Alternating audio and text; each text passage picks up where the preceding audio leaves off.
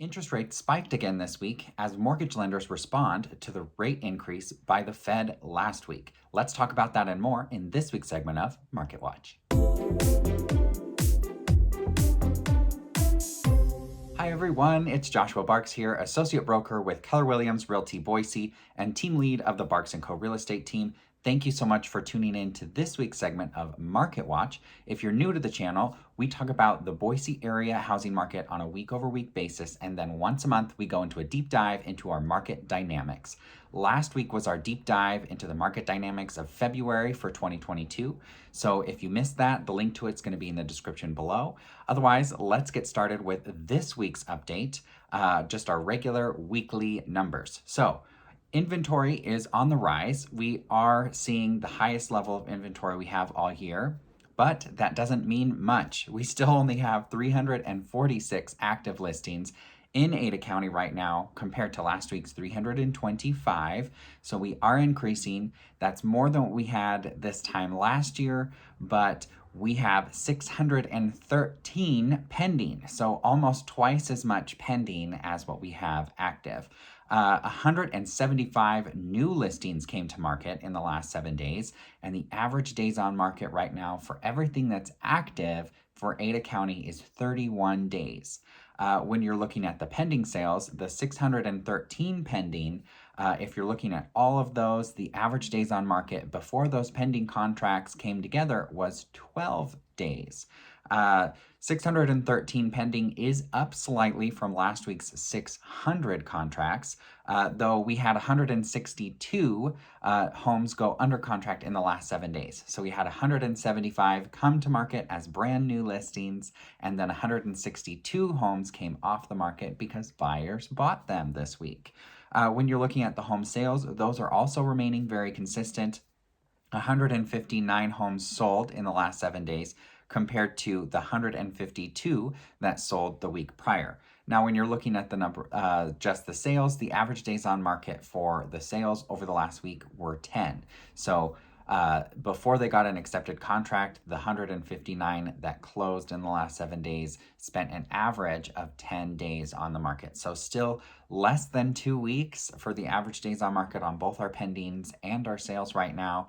And then the 31 days on average just goes to show you what we have out there for overpriced listings or listings that are priced well, but the condition's not there. So they're overpriced for the condition that they are in. So that's what we're seeing with 31 days on market for actives, but 12 for those that go pending. So that's kind of the breakdown on what's going on. Inventory's coming up. Demand is still continuing to increase, even though interest rates are on the rise.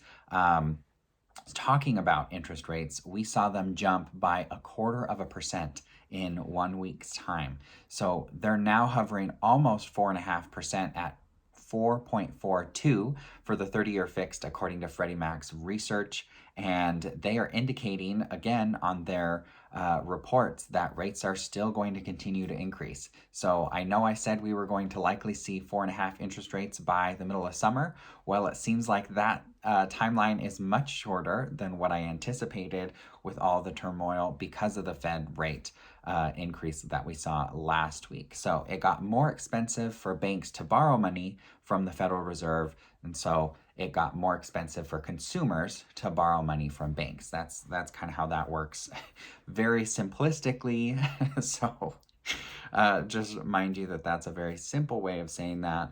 Now, when we're talking about interest rates and what kind of impact that's going to have on our market, we are seeing the rise in interest rates actually pump up demand a little bit right now as buyers jump off the fence and dive into the market so that they can lock in a lower interest rate before they continue to rise as prices rise as well.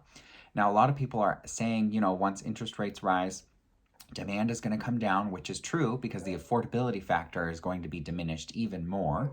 And what does that mean for prices? Very likely in our area, prices are not coming down anytime soon, simply because we are still severely undersupplied for the amount of demand that we have. 346 active listings with 613 pending. Even if half of those go away, that brings us more to a balanced segment of the market with actives and pendings, not a buyer's market where we have way fewer pendings and way more active listings. So that's kind of the gist of that. Prices are going to be rising, but we're not going to be rising at a significant pace like we saw over the last couple of years. And again, my predictions remain true. I anticipate average sold price by the end of the year is going to be up by about 10%, maybe as much as 15% year to date. So in the year from 2022, January 1st to December 31st, I am still anticipating average sales prices to be up by about 10%.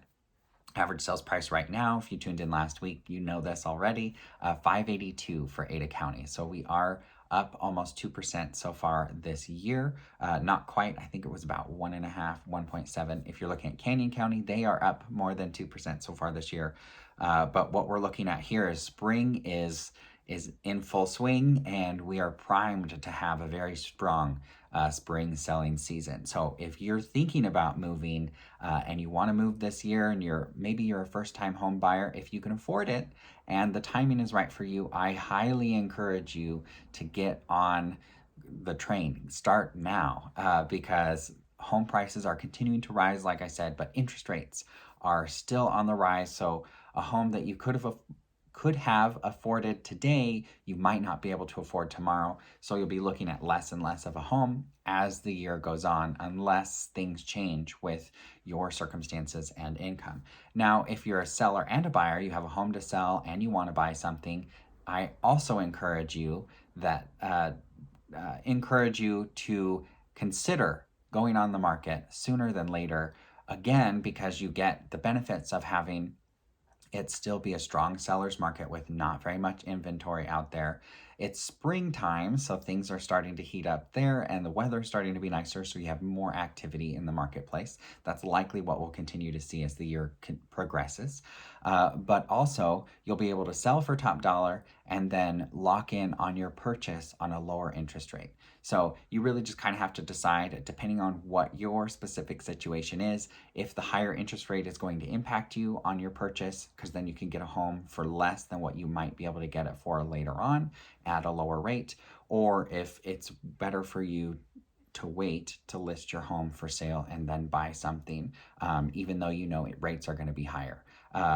Now, if you have the wherewithal and the financial capability, I encourage you even more to buy something first, move out of your place, and then sell. That's going to be the absolute best scenario for 99% of people if you have the ability to do that, because you will be paying on 2 mortgages for a couple of months there, or a month or two, depending on how soon you list and all of those factors. But again, you'll be able to lock in on that lower rate, buy something while prices are here, and then sell when prices are higher and not have to worry about the interest rate as much.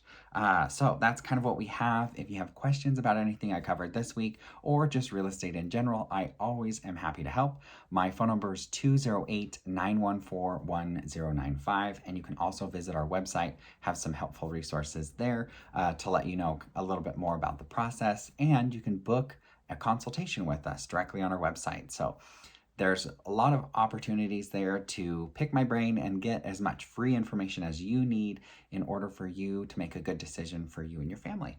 I never want to pressure anyone into doing anything they don't want to do, so I'm just here to give my advice and as much information as I have so that you can make a decision that works for you and your timeline.